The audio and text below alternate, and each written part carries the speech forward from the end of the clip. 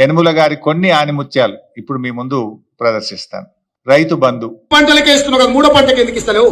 పంటకు 5,000 ఎకరానికి ఇచ్చినావు, 2 పంటలకే ఇచ్చినావు కదా సన్నాసి రైతు బంధు.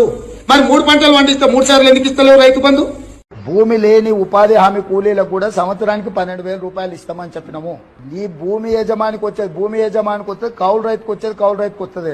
ఒకరికి ఇచ్చి ఒకరికి ఎగ్గొట్టే విధానం లేదు. అది కౌలు రైతు మాట్లాడుకోవాల్సిన అవసరం ఉంది. మీరు చూశారు. 2 పంటలకే ఎందుకు ఇస్తావు, 3 పంటలకు రైతు బంధు ఇవ్వాలన్నాడు. ఉన్న పంటకు ఎగబెట్టిండు కదా ఈ రేవంత్ రెడ్డి. ఇప్పుడు ఉన్న పంటకే రైతు బంధు ఎగబెట్టిండు.